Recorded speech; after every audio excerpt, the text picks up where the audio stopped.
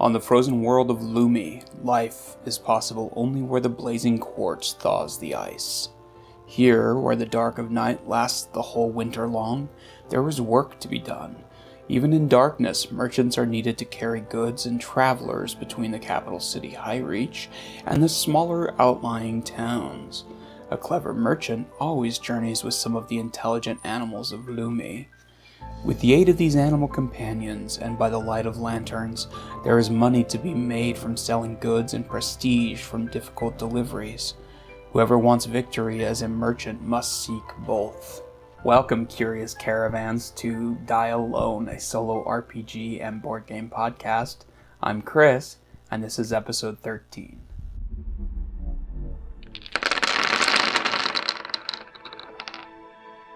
Welcome back to Die Alone, everyone. I'm Chris, and this week we're going to be talking about Merchants of the Dark Road, a kind of pickup and delivery, worker placement, rondel, merchant caravan game from Elf Creek Games. But first, let's do a little State of the Dungeon. I'm not backing much on Kickstarter this particular week, partially just because it's sort of that, post Zine Quest period where there's not a lot of stuff live, but my Attack from Space game is live on Kickstarter right now and it's doing pretty well, and I've been spending a lot of time just kind of pushing that, working on a couple of new projects for Gallant Knight Games and a couple of top secret things I can't talk about right now. I'm also starting to develop a new expansion for 3 Dice 6 that I'm quite excited about, that's going to be a solo-themed hive crawl, and so I think that'll be really fun. But for the most part, I've just been playing games when I have a moment. Right now I have Sword and Sorcery something Immortal Alliances or something on the table, and it is rated as being one of the best solo dungeon crawl style games, and I haven't gotten further than reading the rules and getting things out on the table. I read everywhere that the rules are super dense on it, and I'm not debating that, but it's also more just that there's a lot of them. They all seem pretty logical, and it looks like they'll make sense once I really get into the game, but right now I'm feeling very overwhelmed by just the starting process of it. I'm like, there's 6 books and 94 different tokens, and I haven't quite gotten to the point that I'm actually playing the game. And twice I've gone to sit down to play it and been like, I have to refresh the rules before I can start playing. Maybe I'll go read one of my new RPGs. But I am looking forward to playing it. It looks really cool, and I've heard amazing things about it. I also have Notorious out on the Die Alone table that is going to be my second or third game that I've played of it, and I'm loving this solo bounty hunter RPG so far, and that'll be in an upcoming episode. But this week we're talking about Merchants of the Dark Road, which is a game from Elf Creek Games. And in it you play a merchant, and you've got a cute little wagon and a cute little animal of some sort that's tugging your wagon through this world of darkness and frozen ice. And right off the bat, I will say that this is a game whose world and art and graphic design appeals to me a lot more than the actual gameplay. But that's not me saying that it's a bad game by any stretch of the imagination. I think it's a very well-designed game, and I think it's a fun game for the type of game it is. It's just not necessarily my type of game.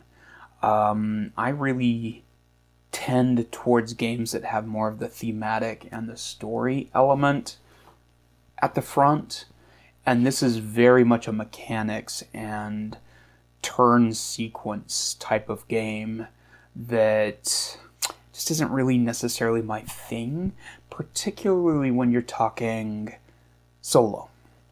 I actually think this game would be a lot more fun if I was playing with people. It does have a solo mode. It has an entire separate book for solo adventures. It even has like a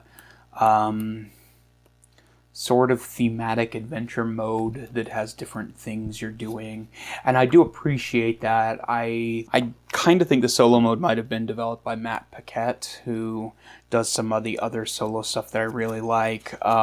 It does definitely feel like this is a game that was developed for multiplayer and then has solo mode as almost a stretch goal type add-on, because it's a different book, it's a different touch to how the game is played as well.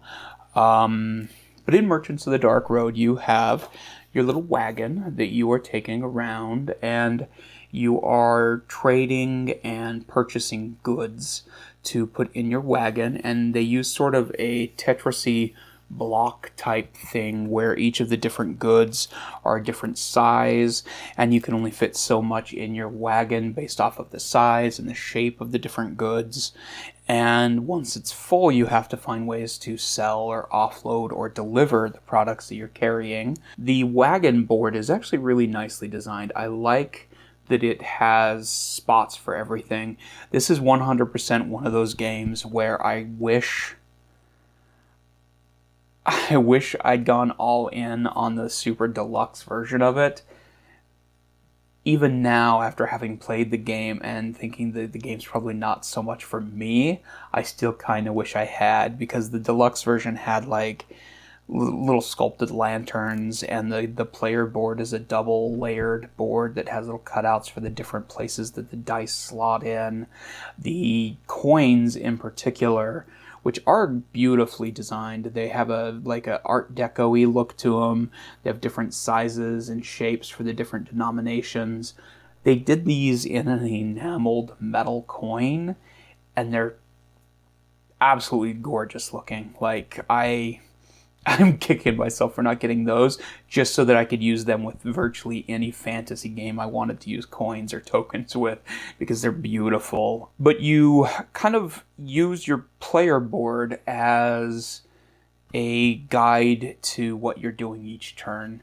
There's slots where the heroes that you can pick up at the tavern go. There are slots where you can put your commissions, which are the different items that a certain town are looking for, onto the side of it. So it's a nicely designed little player board. I like that everything has its place and everything sort of slots into it or to the sides of it in a way that is visually appealing. That's absolutely the strength of this game without question. Andrew Bosley did all the artwork for this, and I'm pretty sure Andrew's the artist on like Everdell and a few of those other games that are very loved for not just the art style, but the graphic design and how it complements the art style. And overall, this game has like design moxie in spades. The characters are all sort of cartoony, but very thematic. This thing has this like consistent palette across the board that is just absolutely lovely. It's got these dark, like deep night blues, and everything feels cold and sort of eerie and strange. It's got this big board that you put together with the little puzzle pieces. That's the town of Lumi. I think it's what the name of the town is. And then there's like a second section where you are going down and into the depths of the forested outreaches of the area, and it's beautiful looking. The dice are lovely. They're all engraved dice, and there's like 6 different kinds, and there's like day and night dice that you roll depending on whether you have illuminated dice or just regular ones. The shop rondelle uses these beautiful carved fat dice that have the different colors and stuff on them. The exploration die that you roll when you do the different ruins has, well, it kind of looks like the guy from the Breakfast Club in that freeze frame, but it has just really nice iconography on it, and everything is beautiful looking. The voyage, the travel cards that you pull out when you pick which way you're traveling, when you leave the town to go sell your goods or drop off heroes at the outskirt towns. There's all original artwork on those as well. And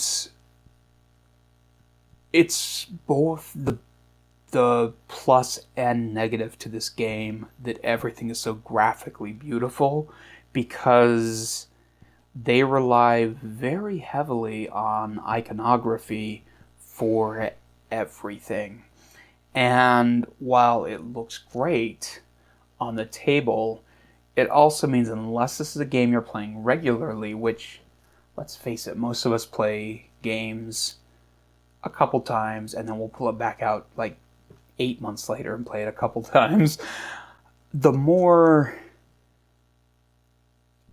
clearer rules can be and the clearer definitions of items can be, the more likely I am to pull this game out and play it again in a month or so, because I know I don't have to relearn the rules and relearn what every single icon stands for. This has an entire back cover of icons, and it doesn't cover everything that's in the game. And the problem with that is that some of these, like the travel ones, this is beautiful. It's got a first-person standpoint of the horse pulling the carriage as if you're sitting in the carriage itself and you're about to go into the dark woods. There's another version of it where you're taking a shortcut that requires 3 lanterns, and it has a little icon on it that tells you that it takes lanterns, and the art is beautiful on it, but it's about the only card that has any kind of iconography or text on the back of it to indicate what it is besides pictures. So like the deeds and the hero cards and all of these have just really cool art on the back of them, but nothing to really give you a better idea of what it is you're supposed to do. So like if you pull a hero card and it has like 7 icons on it and you don't recognize one, you got to pull out the book again and look it up and see what it is that they want or what they give you. That slowed my gameplay enough that it started to get annoying for me. And it's little things like, just there's nothing wrong with having text on the back of a card that tells you what that stack of cards is. It's just, it may not be as aesthetically pleasing, but it makes the game flow a little better. So it's kind of a minor quibble, but at the same time, it's a major impact on learning a new game in particular. Stuff like this really makes it difficult to bring somebody to a new table and be like, oh yeah, the one that says deeds is the deeds, versus, oh, it's the one with the book with the ribbon, but not the one that has the beer stein in front of it. Those are the hero cards. And the heroes are really more travelers than they are heroes. They're... Anyway, I like the game. I think it's a beautifully designed and illustrated game, but the design and illustration seem to get in the way of ease of learning and playing the game. It's kind of a weird quibble for me, because 90% of what I look at when it comes to board games in particular, I have a much looser sliding scale for role-playing games. I'm not entirely sure why. It might just be the cost comparison, but when it comes to board games, it's already a little bit of a chore to bring them to the table at times, and especially if it's something that I feel like I should know and I pull it out and I find myself checking the rulebook every 35 seconds, it makes me more reluctant to pull it out and play it over and over again and truly experience it. When I was playing Merchants of the Dark Road, I got it out, I learned it, I played a couple games of it in the solo mode, and then planned to dive into the adventure mode, and just never got to it because I had other things come up. So I pulled it out maybe a month and a half later, and had to reacquaint myself with what all of the different cards indicated and what the dice did, because they were just obtuse enough that I had a hard time diving back into the world of Lumi and Merchants of the Dark Road. And it was a little disappointing for me, because I do really like the game. It's more of a puzzle than an adventure. I like the world it takes place in, better than I do the game itself. Like, if Merchants of the Dark Road released a role-playing game or a setting book or something, I'd be all over it. I'd buy it in a heartbeat because the world it's created, and I like the merchant end of things as well. It just doesn't come through thematically as much as I would like it to. So in the game, you have piles of lovely dice. Lovely, lovely dice that you hardly ever get to roll. It's mostly dice placement. So in your turn, you have 3 dice on your wagon that all slot into a certain spot. And they have different values depending on which side of the dice, and there's like 1 through 4 plus a blank side that's also sort of the 5, and there's a icon that's a full star, but there's also a hollow star, and those mean 2 different things for the purpose of like crafting, but not for the purpose of movement. So these dice are doing a lot of work when you're playing the game. Considering they don't do a lot, they move about 1.5 inches up each time. But on the board, there are a selection of different things that can happen. You can use your far right one, and if you move that one up, you get to adjust the market wheel, and you get a couple coins. And then once it moves up, then it tells you how many spaces you can move on the board around town to do different things. If you pick the middle one, you can pull a illuminated die down and get a lantern. One of the other ones lets you craft something based off of what's on the die itself, and you can actually craft an item, or you can upgrade an item if you've changed the little slot on there. So it's a tidy little puzzle thing. Each turn you decide which dice you're going to send up to the action area of the board, and then you use those dice to both create, craft, or get something, and to move. Once you've done that, you move around the market, and this was probably the weakest point for me in this game. So you have 5 spaces that you can move to around this town, and each one is in between 2 different locations in town, as well as 4 rotating locations that change depending on the game you're playing. But you can't activate everything unless you have illuminated dice and are using them for a very specific way. And the illuminated dice are like orange ones. They're a little more powerful, but you also very rarely get them compared to your night dice that you're using. So there's the Great Bazaar, and the Great Bazaar is kind of neat. It has like a rondelle on it with there's 2 1s, a 2, 3, 4, 5, and then there's a goods placard that you put over the top of it that's magnetized so it stays in place, which is very luxe, but also feels a little unnecessary because this doesn't really get a ton of use. But it's neat. It's very satisfying to clack the Great Bazaar down and open it up. And then you have some manipulation there where you can take the different dice that represent the goods that you can carry, and you can move them around. You can also move the rondelle itself around, making like armor go from a 4 in value to a 3 in value so that you can buy it cheaper. So there's a little bit of puzzliness to the Great Bazaar that's kind of neat. It lets you... It's probably my favorite space on the town board, honestly. It has a little bit more manipulation to it. It makes it feel like you're a little more in control of what you're doing. You can move different dice to different slots, and then if you buy 2 of them, you get the second one for free.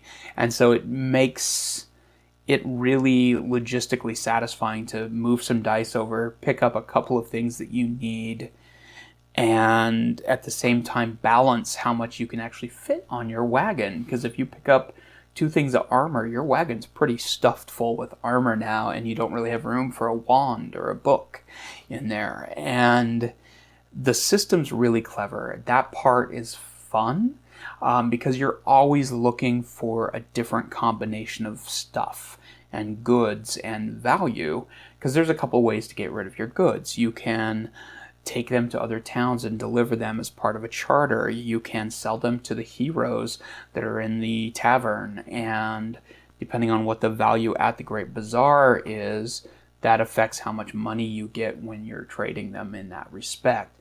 So there's a little bit of that element that I think in multiplayer would be really fun too, because you can see what other people are working on, and you can be like, oh, okay, so if I twist this way, it'll adjust how much they get paid for the thing that they've got on their wagon. In the top center is sort of the town hall area, and that's where you get commissions. And they're the ones that tell you like, oh, Night Poem wants a gun, a piece of armor, and a wand. And once you have those 3, or even if you only have 1 or 2 of them, you can deliver them to Night Poem and make some money or prestige, depending on what it is you're taking and where you're going. It's kind of boring. You literally just move there, pick one, and your turn's done. A lot of your turns in this feel really off-kilter, and like there's some turns where you go, boop, done, and there's other turns where you go on entire journeys and adventures, and you get to read thematic stuff, and then your turn's done. And each game, it's basically 13 rounds, which goes pretty quick when you're playing solo in particular. And there are definitely certain turns where you feel really uneven, as if you've wasted time on that turn, considering how precious a commodity a turn is. And there's positives and negatives to that. There's definitely that like aspect of pressure to make each turn count that I really appreciate. I like the idea that you could go get a commission, but you've got a commission, so why waste an entire turn picking up one when you could go to the dark market and pick up something there for whatever reason. So there's definitely a kind of a neat balancing element there. It's got a little bit of a puzzliness to it, but at the same time, it's sort of uneven. I could see playing multiplayer that there would definitely be certain turns where you're like, oh, I wasted my turn watching what somebody else does. The dark market itself is kind of similar to the Grand Bazaar, except it's more basic and it's not as fun. It has a little circle that the token moves around on, and depending on where the token is, you can get something from it, and you can pay to move the token extra spaces, but it's sort of just a less elegant market than the Grand Bazaar. It never feels like sketchy or mysterious, or like there's any like real chance of something really exciting there. I think it would have been better served if it had had like a little deck of cards that you pulled and you could get more unusual items, or the occasional tag along or something interesting happen that's more thematic with a dark market. But it's fine. It's just another spot to go and pick up something. There's also deeds that kind of take place in the middle of the town that you can pick up, and those basically relate to things you do during the game that get you victory points. And they're worth picking up if you don't have anything better to do, but at the same time, they never really felt worth paying attention to in the solo game in particular. You can also go to the inn, and that's where there are heroes, which I think are kind of poorly named, honestly, because the heroes are mostly just traveling merchants too. Like, they're literally like, oh, this guy likes wands and books. If you give him wands and books, he'll pay you for these wands and books. And then he'll join your wagon, and you can take him to Night Poem and drop him off. So they are not very heroic. They're literally hanging out in an inn, buying stuff, and then hitching a ride to a different town that they want to go to. So they really do feel more like traveling merchants, which works for this game. I just think it's weird that they made the choice to call them heroes. But the art on the heroes are all really fantastic. I like the art on them. I like the characteristics of everybody in it. But they they don't feel like heroes. But but I do like the idea of showing up to the inn and you selling your stuff to other little traveling merchants, and one of them hitching a ride to Curse Cairn or something like that. Beyond that, there are 4 different token placards that you can swap out depending on what you want to play or what you draw, and they kind of change the theme of the game.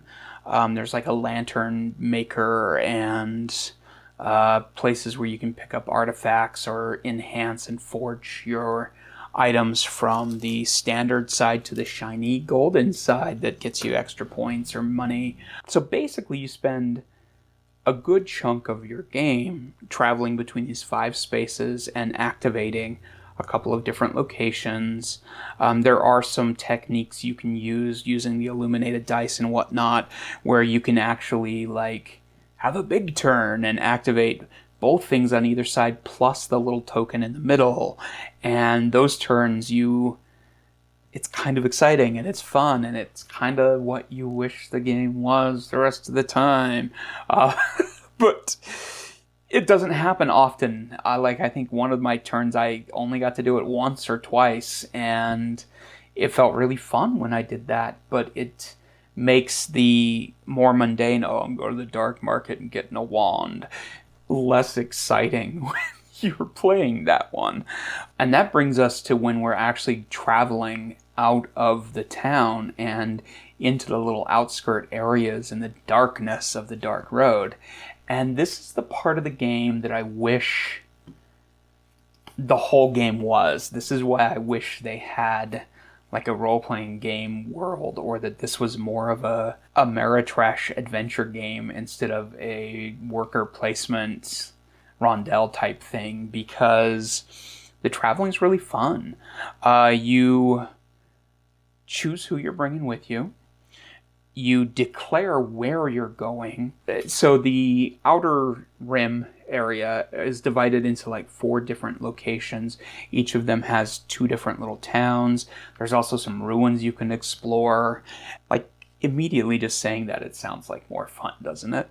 But you declare where you're headed, and the other players can choose to join you and make a convoy of wagons traveling safer together into the darkness. And I think that aspect is great. Like, even if you've taken your turn or you don't necessarily have anything that you want to do there, you can go on this adventure with them anyway and do something with it. Like, I could see myself as in the multiplayer game going whenever anybody else traveled, because it's easily my favorite part of the game. But in the solo mode, it gets kind of underutilized unless you're doing it yourself every time. Then you decide what path you're taking. You can take the dark road, or you can burn 3 lanterns and take a light road. And then depending on what you do there, you pull cards, and it has different events that happen depending on where you land and what you're doing. So like, for instance, one of the light roads is the Bard's Grave. Will you leave something behind to honor the famous bard, or rescue a valuable that would otherwise be lost to the snow? And then you have a certain number of travel dice that you use. They're these sparkly little iridescent 6-sided die that you roll, and depending on like what animal companion you bring with you and how many other people are traveling with you, you have a certain number of dice you roll. And then along the bottom there are different things that happen depending on what number you roll on your dice. So like, if you rolled a 6 for the Bard's Grave, you would get a see, here I am looking up an icon. So if you rolled a 6, you'd get a blazing quartz from the Bard's Grave. If you rolled a 2, 3, or 4, you would return 1 good of your choice to the supply. So there are positives and negatives depending on what you roll. And as the leader, you get to pick, then the next person picks which dice they get from the travel. And it can be positives and negatives. You can lose coins, or you could pick up an enhanced loot. And by loot, I mean the loot that you play, not loot, but still, it's loot. But it's an interesting system. I like the idea of this. I will say that the dark and light roads don't necessarily correspond in any particular way. Like, I assumed that if I'm spending lanterns, the lighter path would get me more benefits. And sometimes it does, but like some of the dark roads, I got better stuff or less negatives than taking the light path and spending 3 lanterns to go on it. So I'm not exactly sure what the difference is there, but I do like the thematic little sentences and the art that they throw on these. Like this one's guard duty, and it's just got like this cool shot of these 3 guards walking past a cool, quirky little workshop. And it says a remote laboratory is worried about brigands. They are looking for temporary guards to oversee an important delivery. So you stop at a laboratory in the dark and guard their shop that night before you travel on, and in return you can get some goods or some armor, or you could spend a couple of coins dicing with the laboratory assistant or something. They're a little vague on some of it, but as someone who likes to play solo RPGs and journaling games and that kind of thing, this is like an adventure seed for what I wish the rest of the game was, as far as being a merchant on the dark road. So once you finish your path to whatever town you're going to, then you visit the town that you were headed to, and whoever comes along with you can go to it or the neighboring towns.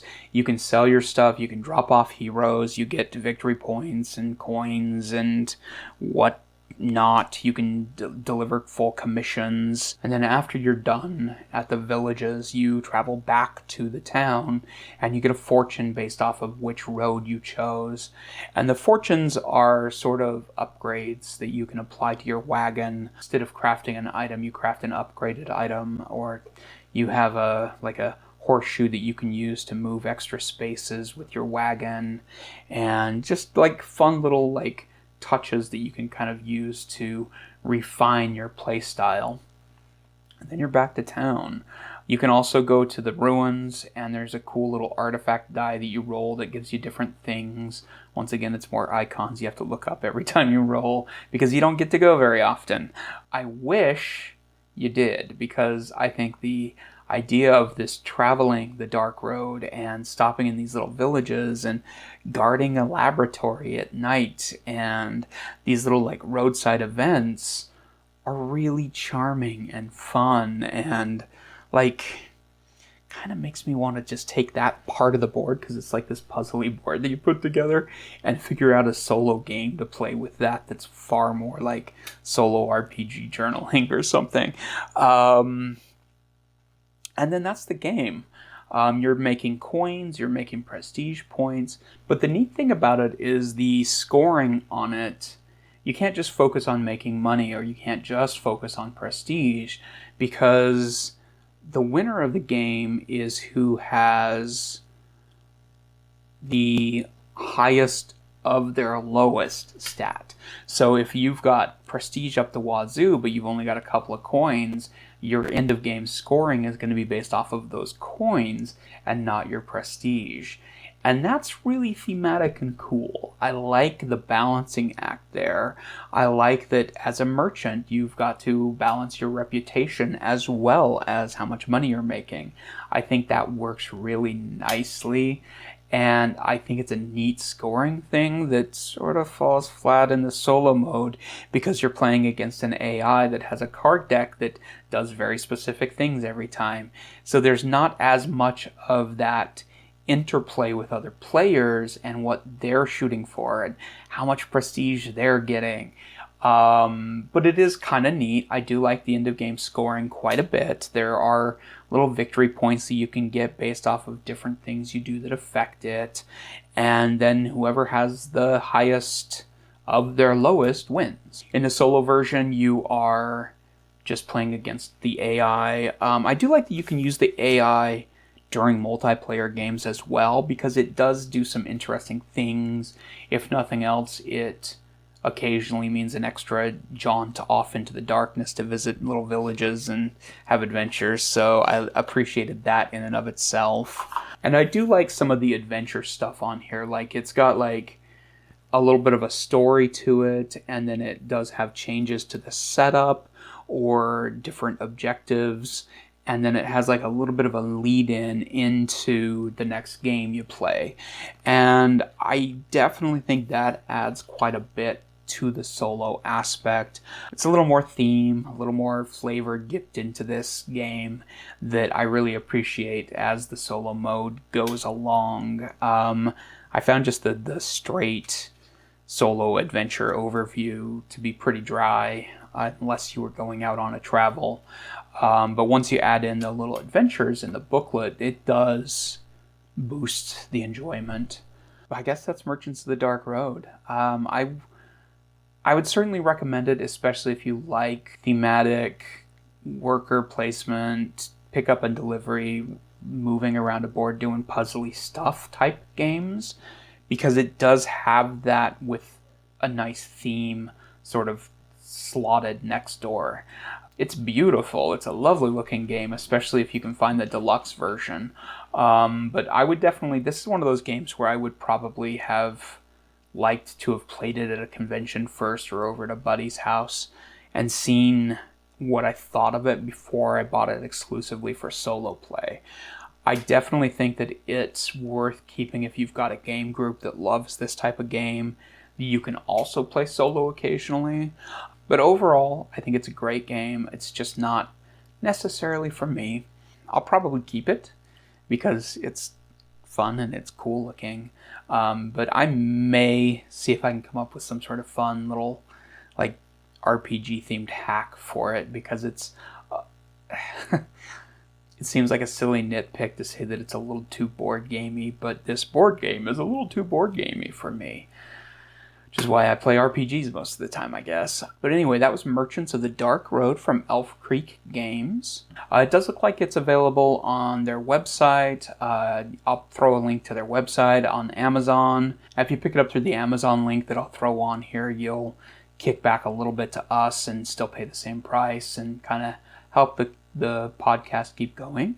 You can also find it used on Noble Knight and a few other places. So I'll throw a whole pile of links below if you want to check it out.